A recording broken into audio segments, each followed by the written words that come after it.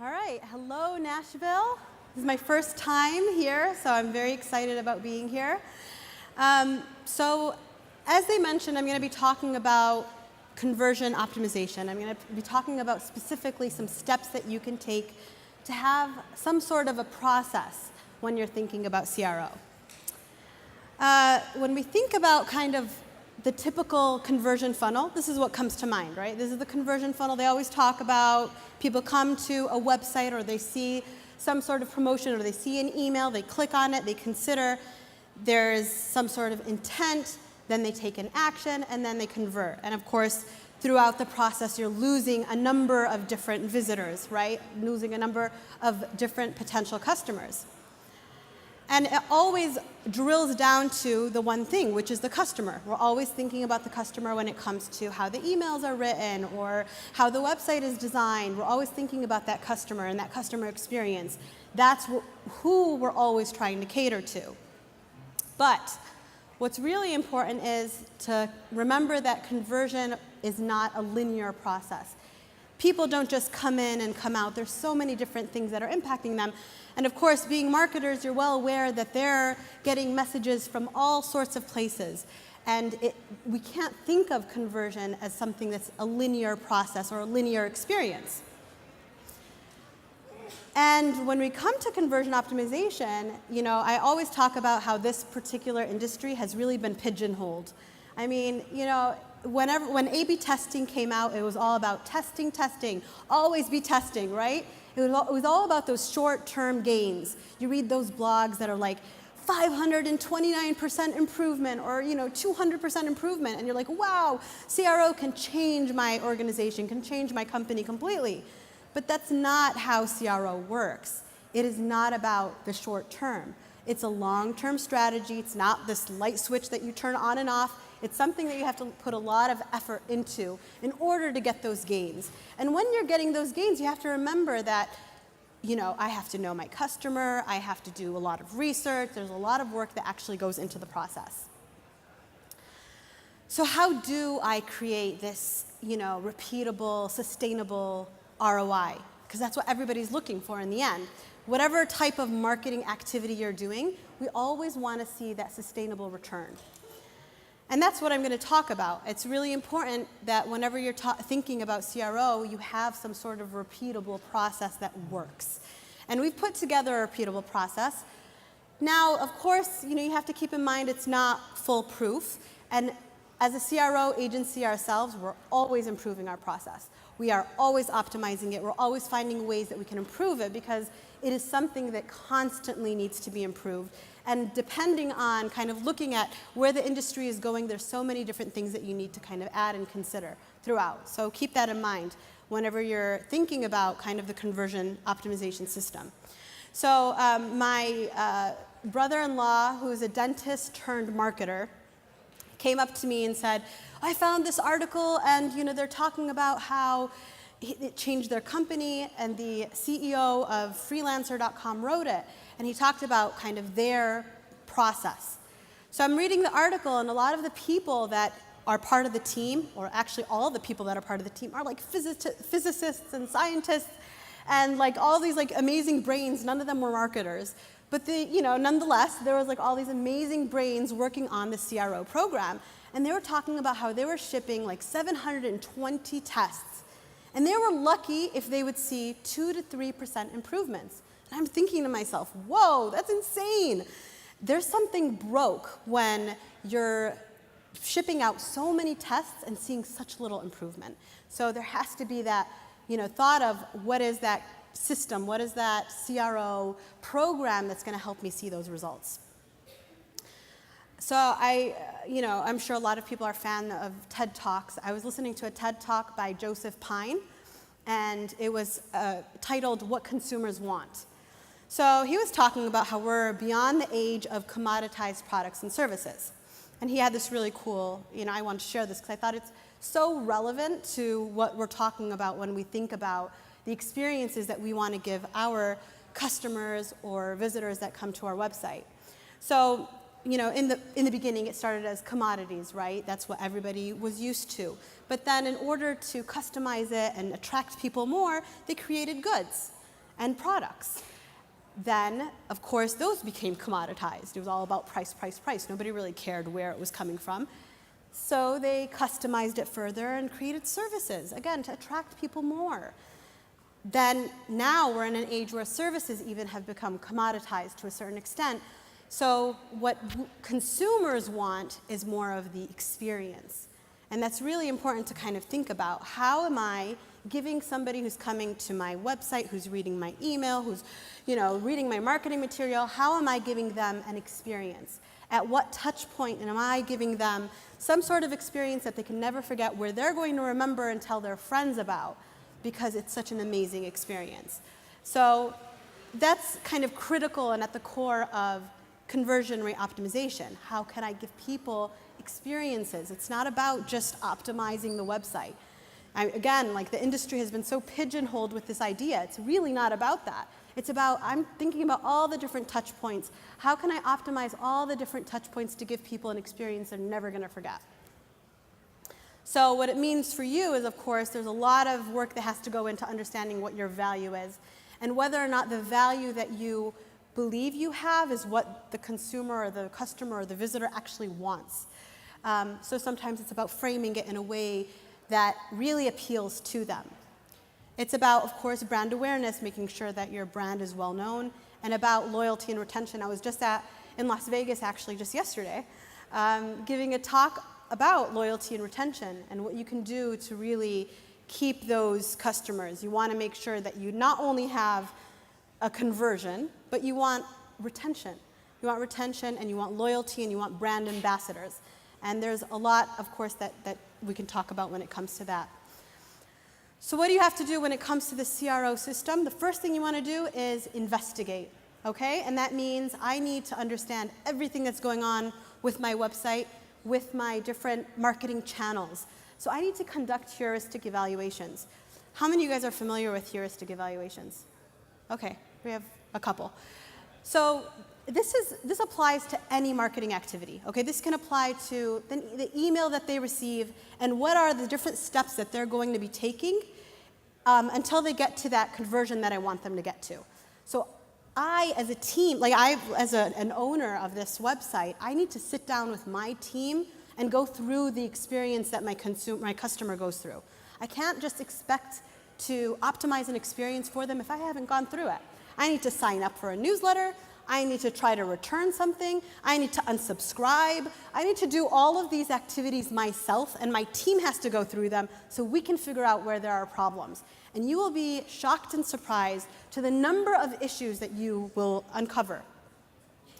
A lot of times when people create a website, they're like, oh, it's amazing. Nothing can go wrong. It's a perfect website. It's a perfect email experience. It's a perfect PPC campaign. But the reality is that that's not why. Why are your conversion rates so low? Why aren't you able to attract more? Obviously, there's a problem. And you can uncover that problem by doing a heuristic evaluation. We actually call heuristic evaluations the stop the bleeding report. So this is like kind of like the basics, like they go into the hospital, you're just trying to stop the bleeding. That's the first thing that I'm trying to do. So it gives you a lot of insights. And again, it's not an activity that should be with one person. You should definitely have a group of people. You're sitting together. You're trying to understand step by step what is going through the minds of your visitor. What are the experiences that they're having in order for you to really be able to fix the process, fix what's broke. And so there's a number of different things that you can do. I don't know if you guys are going to have access to the slides later on. But you want to also think of all the different possible scenarios that would bring different visitors to your website and go through that process overall. So we do these all the time with our clients, and we conducted one for one of our clients, and we noticed that, I just jumped a little bit. We noticed that on their mobile site, they actually didn't have a search option. And search was one of the main ways that visitors were able to get to their products. So again, just by uncovering the fact, hey, on iPhones, search doesn't appear on the mobile view. That's something that they just didn't pick up on. And we were able to, just with the heuristic evaluation, going through it with our team, able to pick up on that, and we were able to increase searches by 25%. Step 2, you want to conduct qualitative research. And again, it's all about the customer, right? So if I don't have the information about the customer, I don't know who I'm dealing with, I don't know what's going on, what their needs are, what are the motivations that these visitors have, then I'm clueless. I'm not going to be able to do anything. So this means polling, surveys, interviews, focus groups, user testing, and I cannot stress how each of those activities is very important for you to understand and uncover issues about some of the struggles that your visitors may be having. When I talk about polls and surveys, it's actually one of the easiest activities that you can do. There's so many tools now. Little pop-up comes up on the website and just asks them a specific question. Now the question you have to, of course, try to determine first what you're trying to uncover. Are you trying to uncover something that's stopping them from moving forward? Are you trying to uncover maybe an additional feature that you want to give them? You need to, of course, figure that out first, and then have some sort of a poll that you run and ask visitors these questions in order to get some information. Very easy, and you can put it together and get a lot of great insights from it. So we actually ran a poll. I'm having a little trouble with this thing. We ran a poll for one of our clients, and we wanted to figure out, because we noticed that there was a very high exit rate on the product pages. So we were concerned, what's going on? Why are these people leaving the product page? They're getting to the product page and then they're deciding they're not interested anymore. There must be something there. So we just wanted to ask them, we ran a little poll on the website and we asked them, what's preventing you from moving forward? So a lot of the answers that we got were they couldn't find the information that they needed, they weren't sure if the item fit their phone, because this is a cellular accessory website. They weren't sure about the shipping costs, so they had a lot of concerns and questions, and a lot of that information that they were asking for was already on the page, but it was just difficult for them to find. So our job was to see how can we make this specific information more apparent to them. So when you kind of conduct these polls, you want to make sure that you look at the information that you've gathered and see what are the actions that I want to take based on this information. So, for example, it's I cannot find the information that I need. Maybe I need to investigate further and understand what is this information that they're looking for. What are the reasons why they can't find this information even though it's present on the page. So some of these questions might lead to more questions that you need to uncover. Some of them are no, you know what, I can fix this right away. I can test and see whether or not with this solution I'm going to be able to solve this problem for them. And that's exactly what we did. So we did an A/B test, and this is the original variation. This is the second variation, and I'm going to go through these quickly, but let's see if you guys can see the differences. And this is the third variation. Now you'll notice that we do have product features that we included right above and right below the call to action there. So those are the three different variations. With a show of hands, if you think that variation 1 was the winner, please raise your hand. Variation 2? Variation 3? Okay, so it's split between 2 and 3, and 2 was actually the winner. So again, having those product features right there so that they could see it. We also included the compatibility information, which is already included actually in the product title. However, they just weren't seeing it. So again, some of the different things that we addressed with this specific variations was like social proof, the benefits, trying to really hone in on that logical persona, and then specific compatibility information. Okay, so again, when it comes to qualitative data, there's so much that you can uncover and so much information that you can find out about. But then there's also the quantitative, which is great because we're in a space where everything is available to us online, where people are clicking and how they're behaving and what's going on. There's so much information that we can gather from analytics that gives us a wealth about our visitors. So we always say segment or die. And that really, it's true, because if you're not segmenting your data to understand more about your visitors, then you're missing out on so much understanding about your visitors and what's going on with them and why they're behaving in certain ways. So it's extremely important to remember about segmentation. So I'm not even going to talk about device segmentation. That's like a given, right? That's not even something that I talk about anymore because obviously the mobile visitor behaves very different than the desktop visitor. But when I talk about segmentation, I'm talking about within those devices by themselves, the new versus returning visitor. It's very important. How are new visitors behaving versus returning visitors behaving? What are their focuses? How are they, what are the pages that they're exiting at? How are their conversions compared to returning visitors? I can also segment based on behavior. How are they navigating the website? I want to understand why are these visitors going in this direction versus other visitors that aren't following the specific pathway. What are the average AOV compared to certain types of visitors? The visitors that are purchasing at higher levels, what are the behaviors that they have? How about visitors that aren't making that many purchases? And then you want to also look at segment by visitor type. I want to try to, as much as possible, map this information to my personas that I have. So I have my analytics there, but I also have my persona. So I want to see where would my persona fit in this specific market segmentation that I've mapped out in my analytics. So there's not enough emphasis that goes on into the first step in any marketing initiative is to understand the site visitor. Yet, so many marketing initiatives, when you talk to people, the actual understanding that they have about their visitors is very, very dismal and very little. They don't understand a lot about them and how they're behaving. So it's very important to uncover that information. And in the end, you want to try to combine that qualitative and that quantitative data, and it's going to give you a lot more insights into visitor behavior. Because remember, ultimately, I'm not trying to just create this, conversion, right? Like I said from before, I want to create that aha moment. I want to design for delight. You're not designing anymore just to get somebody to your website. And especially with this kind of fierce competition that we have, we're always trying to get people's attention as much as possible. I really need to delight them. So there's a really funny example with when you think about design for delight. The iPhone, when it first came out, I mean, come on, everybody held an iPhone or held a Samsung Galaxy and was very delighted by it. It was a very delightful experience. By the next year, we're just like, it's all right. We're so used to it. And then by the third year, throwing it across the room because you're super frustrated with your iPhone, right? So delight is not something that happens just once, especially with people and they're impatient and they always want to see something new. You always need to constantly be delighting the site visitor and interesting them and engaging them as much as possible and giving them those aha moments.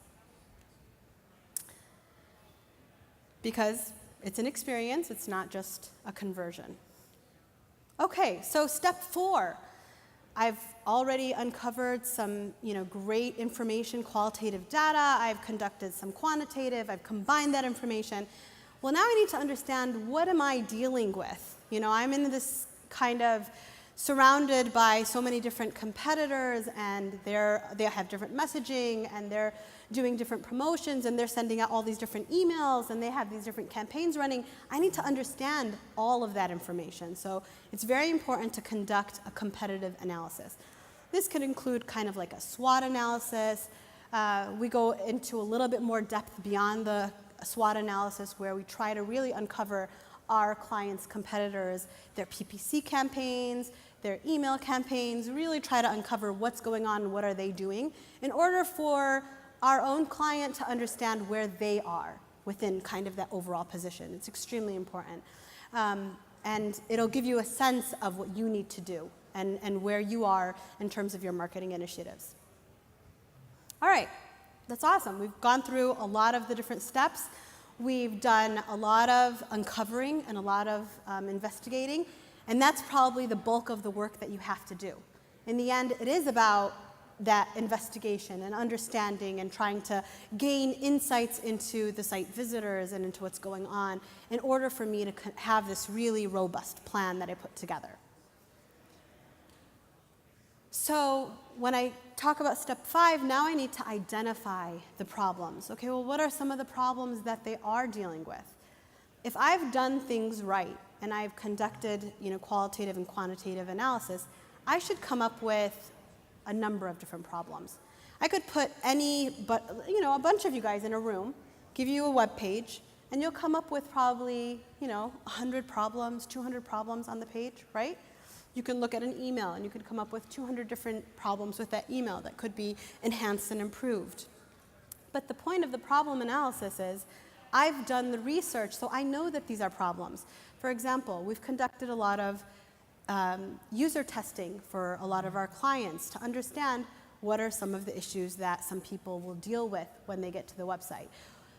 Again, those are problems that I know. I've already identified them. So I already have a list of these problems. And now I have to see, based on this analysis, what these problems mean. So I would use something like a conversion framework. Now, there's a conversion framework. It's something that we have come up with at our company. And it's really analyzing each problem from the perspective of one of these framework elements. And that includes trust, that includes fears, uncertainties, and doubts, that includes incentives, engagement, buying stages, sales complexity, all of these different problems. I look at them and I try to decide where does each problem fit and how does it also scale? Because in the end, it's not about just identifying these problems. I need to also decide whether or not it makes sense for me to address this problem. So that's where the prioritization comes in handy, where I decide this problem makes more sense. You know what? When I conducted the heuristic evaluation for a client, I decided that there are some problems that don't even have to be tested. They just have to be fixed, okay? There are some problems that I identified that say, you know what? I need to actually conduct more research to understand why this problem is occurring. And then there are those problems that I can actually test because I can come up with a very robust hypothesis that can give me kind of the results that I'm looking for. So I don't get to creating tests and hypothesizing until I've done a lot of research and I really make sure that I've thought about this problem very, very well. So when it comes to the conversion framework, there are what we call web-centric elements and visitor-centric elements. Now, visitor-centric elements, you have a little bit less control over. You don't have, you have some control, but not as much control as you do with the web-centric. So when it comes to trust and confidence, I can enhance trust and confidence on a website. There are different things that I can do to enhance that overall experience. When it comes to fears, uncertainties, and doubts, I can address this issue on a website. I have more control over it. Now, when it comes to the visitor-centric, it's more of kind of like the buying stages and the personas and the sales complexity. I do have less control, but I'm not completely helpless. There is more that I can do there. There is more that I can provide. So you want to try to think of all of these different problems from the web-centric and the visitor-centric perspective and try to then prioritize the problems. So we actually came up with a really good prioritization worksheet, and it's available to you.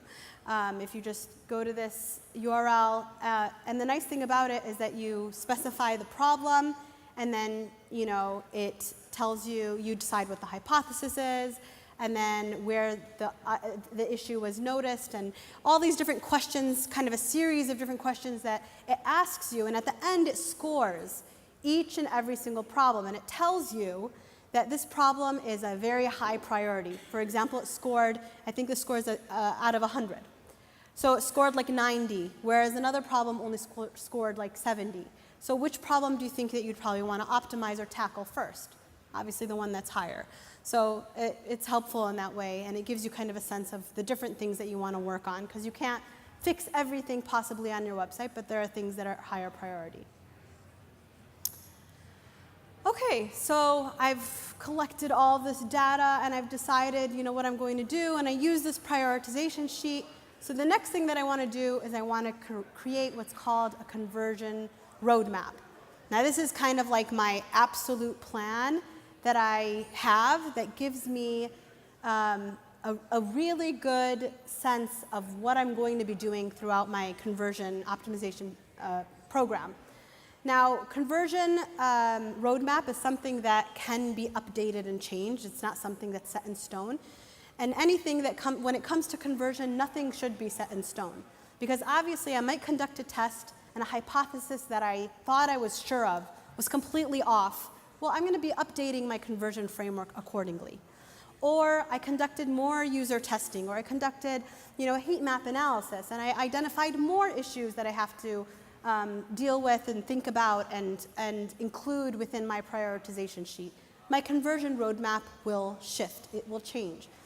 But the point of the conversion roadmap is you do need some sort of a plan in what you want to do and what you want to optimize on your website. So it's very helpful to kind of put that together. Based on the prioritization sheet, I have this problem that I need to deal with, and then on this page, and then I want to deal with this specific problem, and so on and so forth. So again, I've kind of covered this, that it's a work in progress, and a lot of times, a lot of the information feeds back into the conversion framework, so you want to kind of keep that in mind. And then there's one thing, and I talked about this a little bit before when I talked about designing for delight. What you always want to try to anticipate is what are those needs that I want to try to meet that are kind of unstated by my visitors, the unstated needs. And a lot of times those could be uncovered through interviews. Like, for example, if you're interviewing your customer service reps, or if I interview actual customers that came to my website, or again, conducting some sort of surveys to uncover some of these issues. Finding those unstated needs, that's what that kind of design for delight is. That's where you're going to reach that design for delight, because people won't be expecting it, and then you offer it to them, and they're like, oh my God, this is amazing.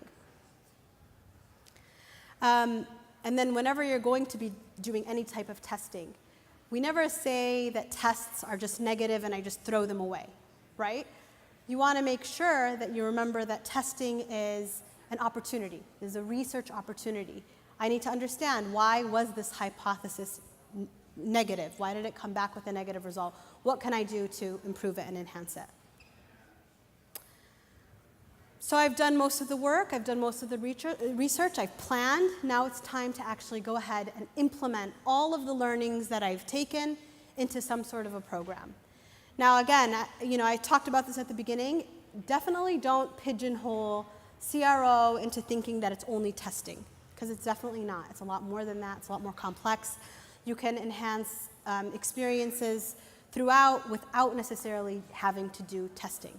However, testing is definitely a method and a means to be able to get to that higher and greater optimization. So one of the first things that you do is you want to create a hypothesis. I've discovered this particular problem. What do I think that the solution is to this specific problem?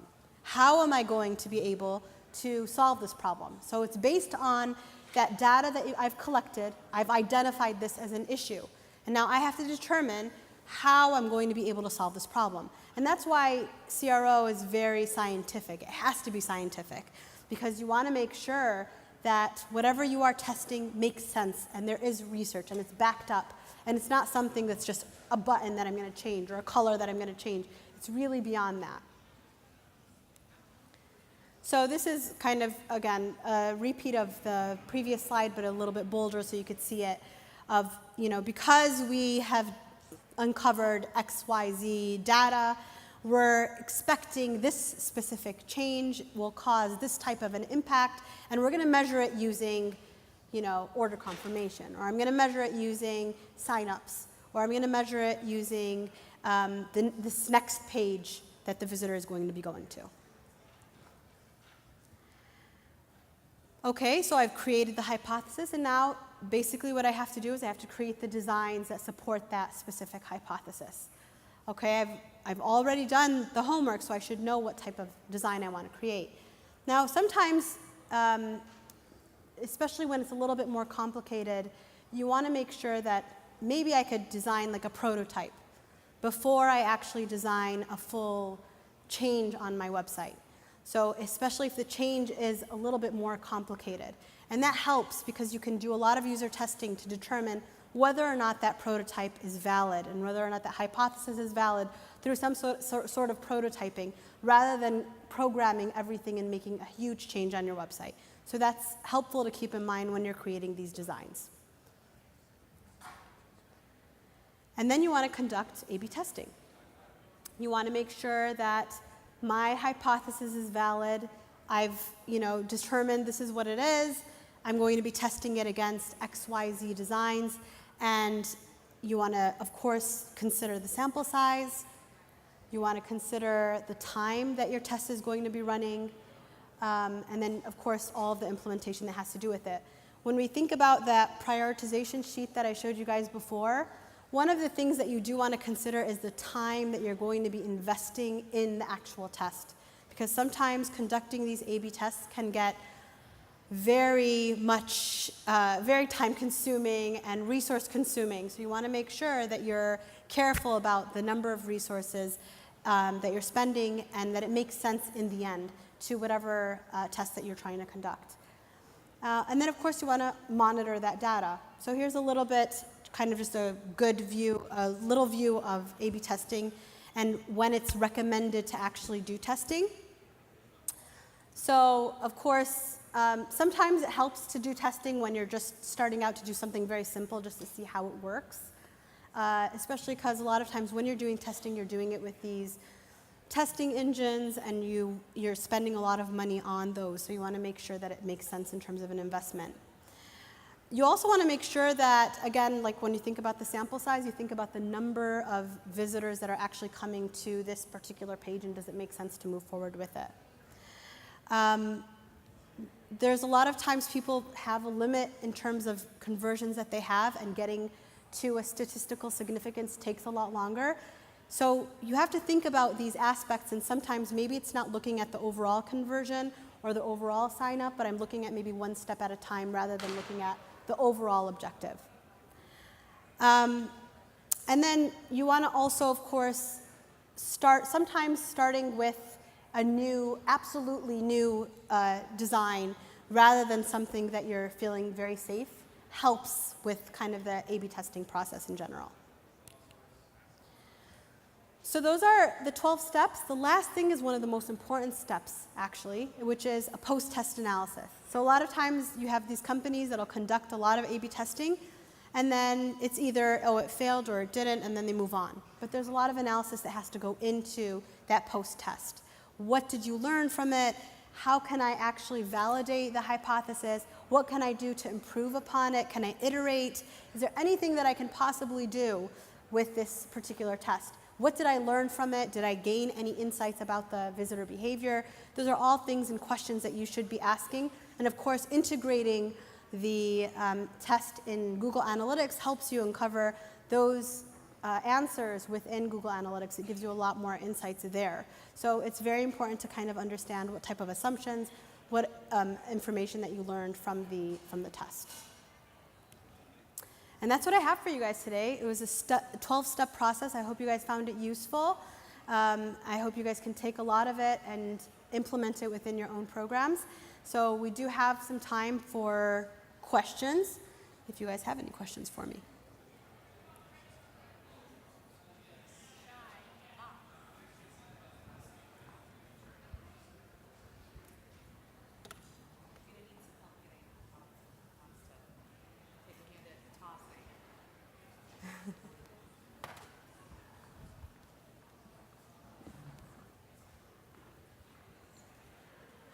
Hello.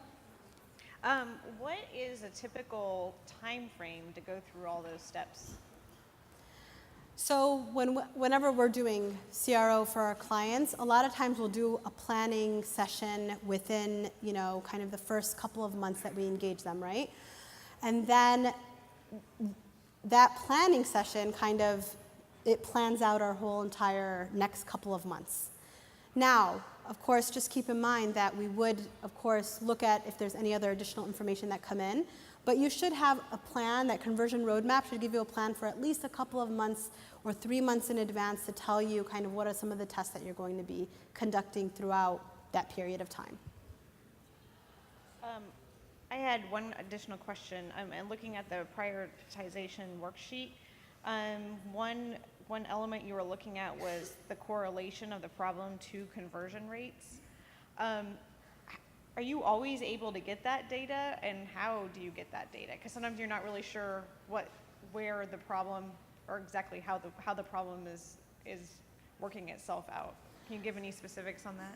Yeah, so a lot of the clients we actually work with are e-commerce. So some of the e-commerce companies correlating a specific problem with a conversion rate might not be as difficult because it depends on where they are in the funnel, where they are depending on what stage they're at. And that's why it's actually on the prioritization sheet, because if I can identify how close this is to an actual conversion or an actual sign up or whatever it is you want them, whatever action it is you want them to take, then I would give it a higher priority. Whereas if I'm unable to, it's going to get less of a priority, so it's going to get less points in that specific department.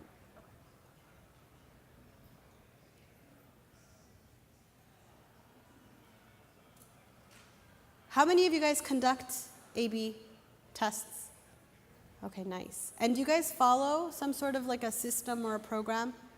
Or is it just kind of random? Random? Okay, yeah. So, I think having some sort of structure to the program makes it a lot more beneficial in the long run.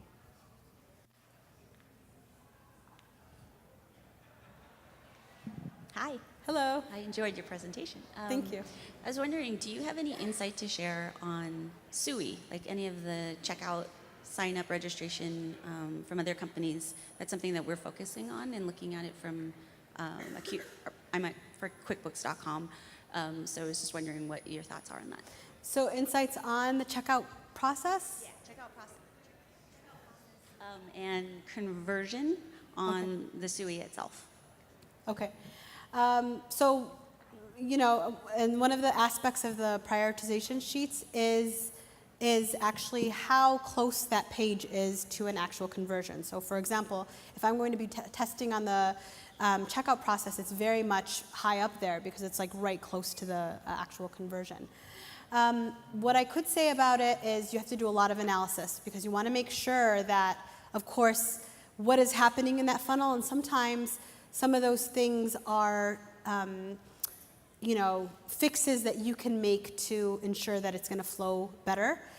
And I would do we conduct a lot of checkout abandonment polls to see why people are abandoning at a certain point and try to capture at least that information to understand what's happening there and why we're losing them within that process. So, I think following a lot of the steps that I kind of mentioned in the presentation would help with the checkout process because you do, of course, want to make it cleaner and smoother as much as possible. And then doing some sort of heuristic and user testing with it would be very helpful as well.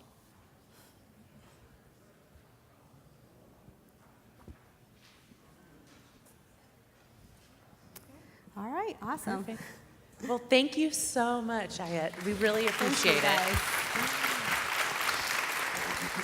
Perfect. You just want to, you're good to go.